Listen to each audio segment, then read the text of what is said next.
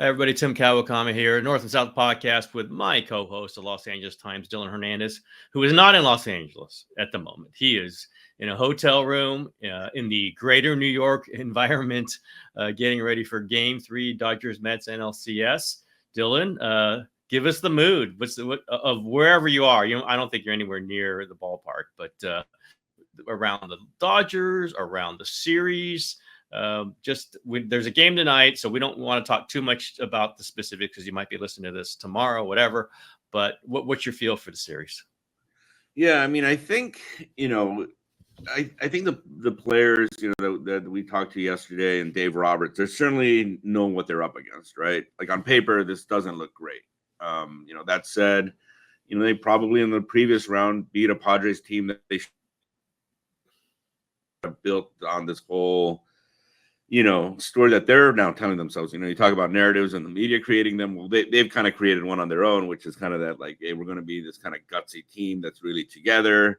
And you've kind of seen it, I think, in ways with, like Freddie Freeman and sometimes some of the guys in the lineup, maybe that you're not expecting kind of hits from, the bottom of the lineup at times have been able to kind of string hits together.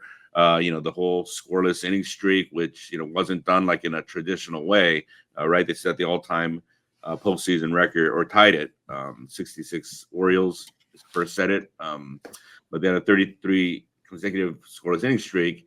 And instead of just, I think the Orioles, it was 4 pitchers that did it. Here it was like the entire team, right? So there is this kind of like, and then they haven't just been riding Ohtani, they haven't just been riding, one single guy. It's just kind of been this whole team type thing. So I think they know they're up against it. That said, this is kind of the type of situation that they prepared themselves for.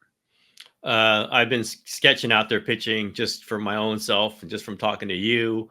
Buehler, for sure, I knew that was going to pitch tonight. I assume Yamamoto for Game 4. He's going to be on the full 5 days rest.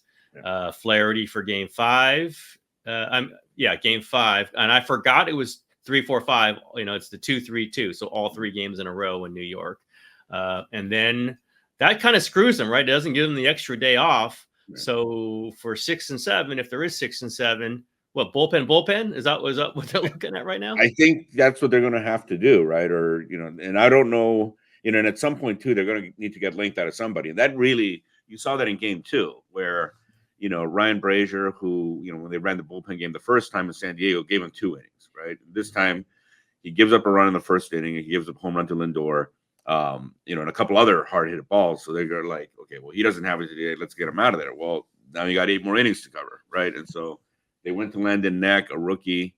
We're kind of like, why are they doing that? Well, it turns out Daniel Hudson was unavailable for some reason, right? For some unspecified reason. And this is kind of the problem with this thing, right? This is, they have some older arms there, including Hudson, including Blake Trinan. And if something kind of goes wrong here, right, you miss one guy and all of a sudden the whole thing kind of collapses. And right, the other guy that they were missing is Alex Vesia, who was a big left-hander for them in the previous round. Who gets hurt warming up. I'm sorry, I mean the pitchers, because I was a pitcher when I was in Little League and Babe Ruth League, and these pitchers get these injuries in the most bizarre ways. He gets injured warming up in a playoff series. What the hell is that? Yeah, and so now they're down to one lefty and Anthony Banda, and so, obviously as much as possible, you don't want to rely on some inexperienced arms, but that's kind of the position they're in right now. And so these, I really think that these starts, Buehler, while it went really badly for him against the Padres, he did pitch a good game against the Padres where that was a win at the end of the regular season that clinched him the NLS title. Gave him home field advantage throughout the playoffs.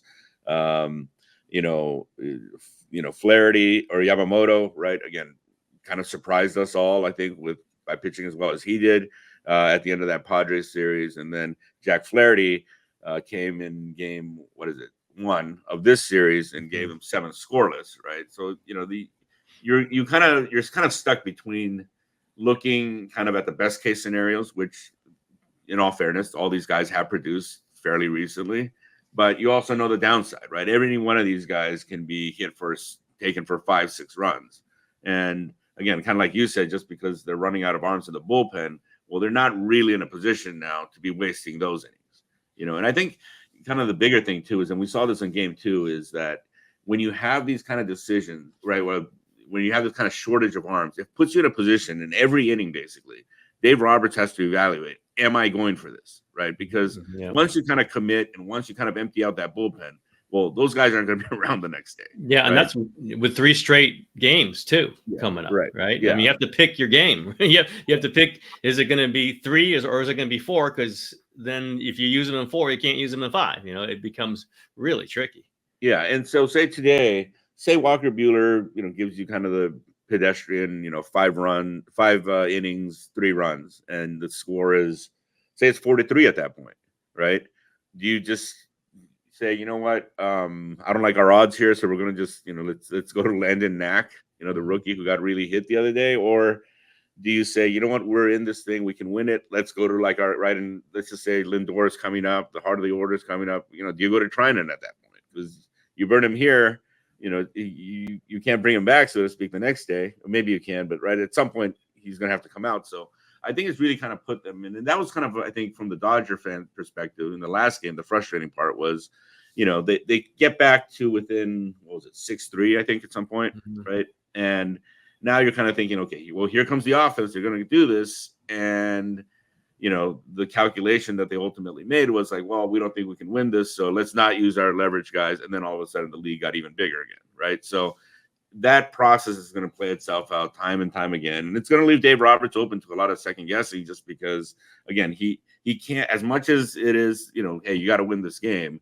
throwing the kitchen sink in a losing effort will be really, really costly. With a bullpen set up, no question. I guess they can go Buehler on regular rest for Game 7, the way I'm plotting it out. But again, you're not even sure what that's going to get tonight. If he pitches great, I assume he'd start Game 7, and then with all hands on deck, obviously. But it's fascinating. I love thinking through it. I do love thinking through it and understand why they go with certain pitchers at certain times. You don't want back-to-back bullpen games, but they are setting themselves up for it, and maybe try to line it up in a correct way in this 3-game set, and then hope everybody's rested for 6 and 7 if it gets that far. And it does kind of feel like it's getting that far. Any other general feelings about this? I know you wrote about Ohtani. I read very dramatically these Dylan approaches to him and speaking to him in Japanese, and other writers aren't around, and Ohtani's like not sure, and is he going to talk to Dylan? And he gestures over to a media person, a PR person, and they say no. I mean, just is he pleasant about these situations? I assume he is. And does he feel like he almost could talk? Is he feeling like, okay, this is a good moment? Just give me the kind of the details of these experiences. Yeah, well, this one I was not, and in general, look, like I understand the reason they've kind of set it up the way they have, right? Because they're afraid that, right, if he starts talking to like one person, then it's just going to kind of be like never ending for him. But that's also kind of not really the case, right? And and I don't, I do think that this is kind of a situation that's just my problem, right? Because the Japanese media, if you tell them to stay away, they will stay away, right? And obviously the American media can't even talk to him. So now that said, he's not particularly, interesting most of the time. Just in this case, he just had probably like what was his worst offensive game of the postseason. He looked like lost to me, right? And I really do wonder, going back to like the previous series, did you Darvish, right? I mean, Darvish just was toying with him, and I wonder if like that got him into overthinking, whatever. So anyway, I wanted to go talk to him. What bothered me about it though was, look, guys say no all the time, right? Guys say no to us all the time. And the fact that he couldn't even say no, right? Because he didn't want to come out. He didn't want to be a bad guy, right? The quote unquote bad guy. He wanted to kind of maintain this like pristine image of his. And so now it's kind of like he called somebody over, somebody over to tell me no. Yeah. And it's just like, dude, just say it yourself, right? Like we're like human beings here, because it gives you, that I think, there is some grumbling among the Japanese media and the way he interacts with them, which is much different than the way other players do, right? Usually, if you go to Darvish, he knows the name of everybody covering him and who they work for and all that type of stuff. Like this guy doesn't seem to have any clue of what it is. And, right, in all fairness, maybe that's why he's as good as he is. Singularly focused. Well, I don't know if it's singularly focused as much as it is like I just am not interested in anything else. Yeah. Right. And that's what kind of comes across more. Right. And so, dude, just tell me no. Just tell me no. It's fine, right? Let's interact as human beings here. And it just kind of felt right, like he was calling the guy over, like, "Oh, hey, there's a cigarette there on the ground. Could you please take care of that?" Right? Like that was the feeling I got. Not to bring up this in a negative, but kind of went through this with the whole gambling thing, right? He was so uninterested in his finances that he gave it to a guy who ran up these incredible illegal bills. Like this is, just who he is. And again, as you've mentioned, it could be a reason he's so great. He just is I'm only going to be a great baseball player. That is it. That is the decoy, his wife, and baseball, and nothing else. Absolutely nothing else matters. But is the Japanese media, these guys, they're your friends, I know, are they kind of watching you when you're doing this? Like, what's their they missed the whole thing. I think they were over talking to like Max Muncy or something. A couple of crowds that formed in the clubhouse. But yeah, like, and then that they get a little bit like uncomfortable there, because the one thing too is they cannot write anything critical about Ohtani, right? He has reached kind of God status, and it's weird because over there, the way people, again, you even suggest that he's not perfect. You start getting like emails and mentions on your on Twitter and stuff, and the thing is that it's weird, right? Here.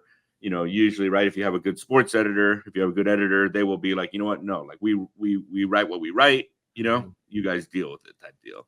Over there, the publications usually wound up apologizing in some way, right? And so kind of there is that like power of the mob. And so I think they're right, the media over there, they're kind of in kind of a tough position, just in that it's got to be like always positive all the time, because they have, I mean, I don't know how many different sports newspapers are out here right now. Say there are 20 of them. Well, you know what? You become that paper that's known for hating Ohtani. Well, your readers are going to go somewhere else now, right? That's the way they kind of respond. So this kind of a tough thing. But yeah, it's going to be interesting for him. I think maybe Severino being a right-hander coming in, maybe that's what cures Ohtani. But like right now, he definitely looked, at least like in that game, in game one. Too, Manaea got in his head early. He showed him a couple of sweepers early, and now all of a sudden he's looking to cover that far into the plate, and in the process just like missed, or if not, just like let go fastballs like right down the middle, right? Pitches that we would have crushed. So I think it's about him just kind of getting his head in the right place again, and it'll probably be fine because it usually is, and yeah, it's weird, right? This whole statistic, he's 0 for 19 right now with the bases empty. Right. And I think this kind of speaks to that, though, right? And that, guys aren't on base. They're going to pitch them more carefully. Now, all of a sudden, you start, the pitcher's going to go outside, and really not stray from that at all, and with guys on base, he's 6 for 8, So I did ask Dave Roberts, it's not like Mookie Betts is hitting right now, right? The other guys have problems too right now. But, I asked Roberts, well, given that, like, would you consider dropping him down at all? And Roberts said he was prioritizing more. He wanted to get Ohtani as many at-bats as possible. He's going to keep him at leadoff because he wants him to have the 5 at-bats. And I can see why, right? You're down a run, he can change the game for you with one swing, So yeah. He's only leading off the first inning. Yeah. I mean, that's always it. Yeah. But and he probably wants to lead off, right? I imagine that's what he wants. Yeah. Well, the weird thing about this is I think that they put him in the leadoff spot initially because he was actually having the opposite problem in the regular season, which was when guys were on base, he like couldn't hit at all. Right. And I think he was getting a little too anxious. And, and I think again, in Japan, they haven't reached the point with like the analytics and stuff. Now, obviously he's in this environment, but I do think because he was raised in that environment, it kind of shapes the way he views the game, right? And he kind of talked about when he got moved into the leadoff spot, my job now is to get on base, right? So he got a little bit smaller, he became more selective, and because he's so strong, right? He hits one of these balls and it is going to fly out of the stadium. So it really kind of enhanced that. Now, what's kind of happened, I think, though, is because the bottom of the order, a lot of times those guys aren't getting on base. So he's coming up with the bases empty. And now it kind of turns into, well, I got to do something to change the game here. And it winds up, that results in him chasing a lot. It is surprising to me. I mean, Tanner Scott, the guy's nasty. I could see him being the guy to, specialize in getting Ohtani out. I was surprised Ohtani looked as bad, but you can see it. The guy's got wicked stuff, big lefty. Darvish is just, he does weird stuff out there. He's got 16 different pitches. again, surprised that he was as dominant against Ohtani as he was, but not, not shocking. He's done it before. Sean Manaea is that guy to make Ohtani just flinging the ball. I mean, it definitely was surprising. I don't know that the Mets have another guy like that, but that was why I was thinking, man, do you deploy Manaea now as like a late to middle inning lefty to get Ohtani out every single time? But then no, I kind of want him to start another game though. That's like I don't want to mess with that. It just was wild to see Ohtani not even have a chance up there. I'm not used to that. I mean, he's pretty good against lefties, right? I mean, he's not overwhelmed against lefties. Right. Yeah. So that was a surprise. And again, to me, it wasn't even the results of it, right? It was how bad he looked. And the third at bat, he was so desperate to even just kind of make contact that he winds up popping up to the first baseman, like reaching for a pitch again, blowing away. Yeah, just not comfortable up there. You talk about bats. I mean, Freeman just looks like he's one armed or whatever, one legged or whatever he's out there. I mean, I don't think he's going to hit many balls into the gap or over the fence. Any other hitter you're looking to say this guy could be somebody that they can build an offense around if it's not Ohtani and it's not Betts? Muncy, I guess. Yeah, Teoscar Hernandez, I guess. No, that's right. That's right. Delivered some big hits. I mean, they need it, and I mean, in terms of guys like not doing it, Will Smith just has to, he had one big home run. He had a home run, earlier in the postseason that he hit like a mile, but he's going to have to kind of start hitting a little bit, right? I mean, it's getting to the point where, I think Austin Barnes is considered a better defensive catcher. And I think now you kind of have to at least start considering, okay, well, do we play Barnes, right? And how long do you kind of let this thing go? Obviously with Smith, I do think that they've kind of looked away a lot of times, and look, and the Dodgers have a history of this, right? They won a World Series with Corey Seager at shortstop. I don't think anybody, thinks, right, Corey Seager's a Gold Glove caliber shortstop. And you're kind of dealing with a little bit of this here where the Dodgers have made some concessions defensively because the offense means that much, especially coming from that type of position. But he's not getting it done right now, right? And he is kind of a smaller catcher, right? And you do wonder over the course of the year, does he kind of start to wear down? I mean, we did see, right? It's not like this came out of nowhere either. It's that it's been kind of this gradual decline from about mid-season. And so you do kind of wonder, and long term, honestly, I do wonder, right? This is a guy who was he might have even played some shortstop in college, right? So, he can be a middle infielder. He certainly has the athleticism. So I think you have to start wondering now, like, okay, what's his future still behind the plate? That's all these great catchers. You know what?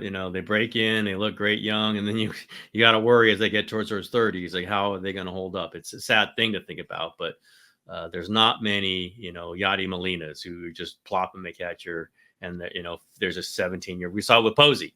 He gets injured frequently, great career, and he's out by his mid-30s, and that's something always you got to look at. And you need depth at catcher. I always need depth at catcher.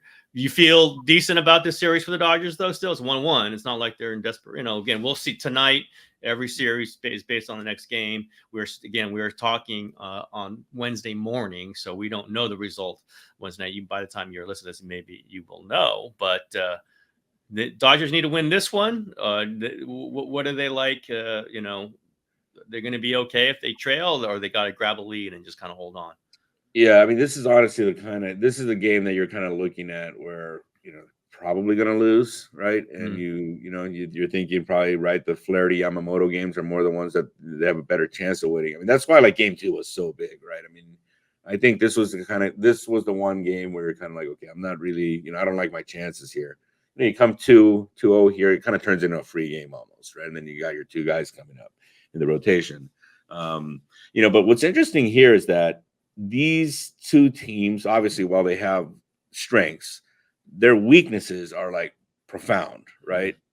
And it's led to two of probably the worst baseball games I've ever seen, right? I mean, I was fighting to stay awake, game 2. And I'm not going to say I won that fight necessarily. Like, it was tough,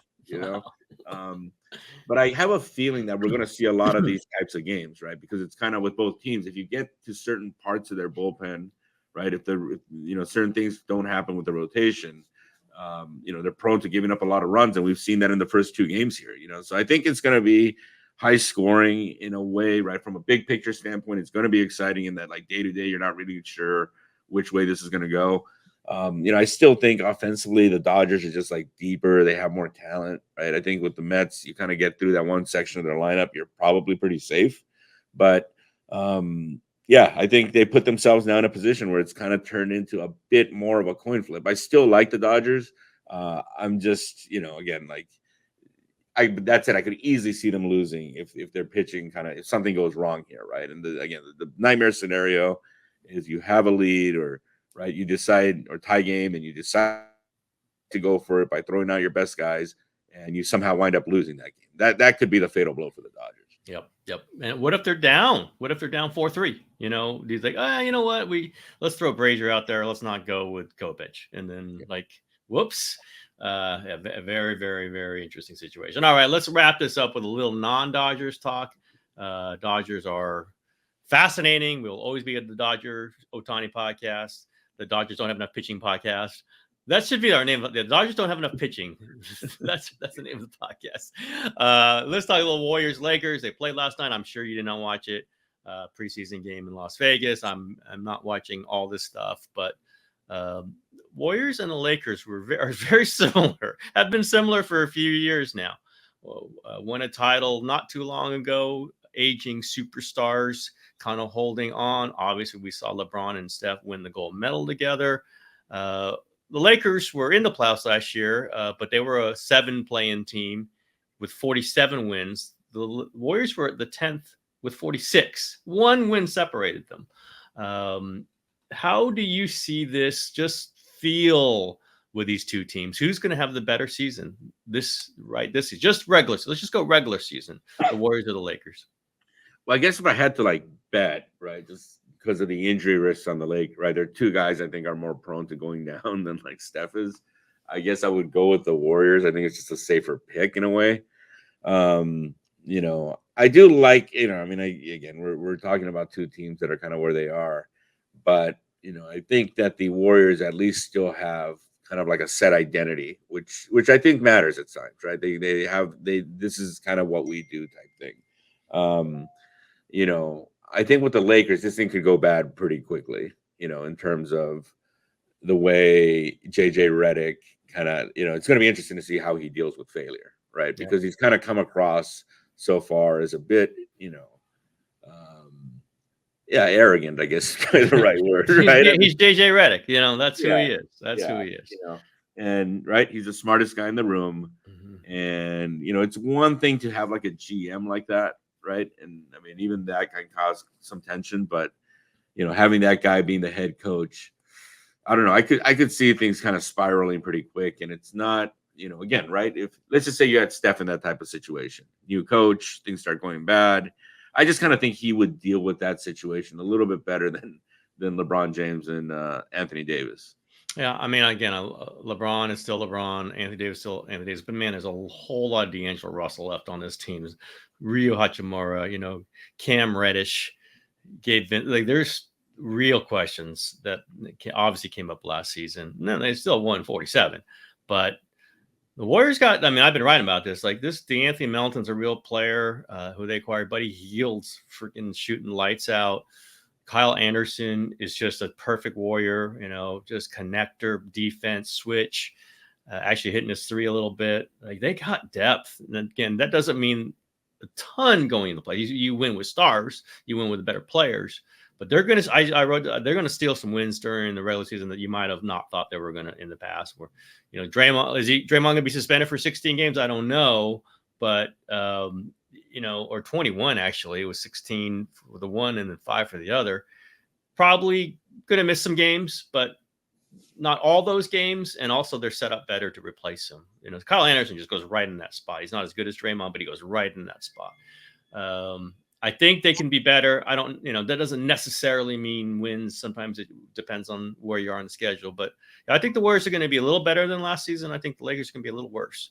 So I'll say the Warriors are in a playoff series. I don't know who I would pick between those two or who's going to get further, but just looking at the depth of these two, again, preseason game, who cares? But the Warriors played their second game, which has been great. against LeBron and AD for most of the time last night, and they ran right through them. It just an evidence of a team that can kind of bulk you way through some games. Like we're just going to keep throwing different guys at you. It's going to be tough for your stars to try to maintain this for 38 minutes when we got guys playing 22 and then another guy playing 22, another guy playing 22. So I'll say the Warriors again, maybe wrong, but I do like this group. I do, they've had deep teams, obviously strength in numbers. Famously, they were deep last year. They weren't great deep, but they were deep. This team is like playable deep. It's like they got guys. Moses Moody, Warriors fans love him, are mad at Steve Kerr because he never quite gets in the rotation. And I like Moses. I don't see where he fits in the rotation right at the moment, so they're mad at me right now. Well, it's a good thing to have. I mean, it's like they're a good young player who does a lot of stuff. Can't play. That's not a terrible thing. I mean, he'd be playing on the Lakers. He'd be like the 8th man on the Lakers. With the Warriors, he's like the 11th, 10th, or 11th guy. So interesting. One to watch. Extension talk about with Kuminga and Moody is interesting. I've said I don't think either one's getting one. Anthony Slater from The Athletic reporting that they're talking to Moody about kind of a moderate contract, which would be interesting. I don't know. You might want to trade him at some point. So it'd be tougher if you give him the contract now. It'd be tougher to trade him in February. We'll see. But they got a lot of options, a lot of interesting stuff I like. So whatever that means, Melton and Anderson are two players I've always liked. It's going to be interesting to see what they do. Can they stay healthy? Can Steph stay healthy? All these things, but kind of like them, and don't love them, but I kind of like them. I like them.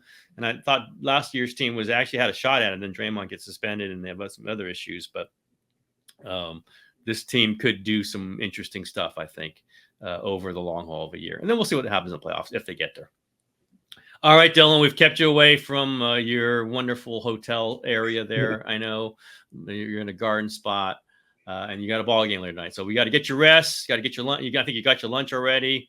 And we'll see how this all goes, and we'll be doing a show once the series is over. It'll be interesting to talk about.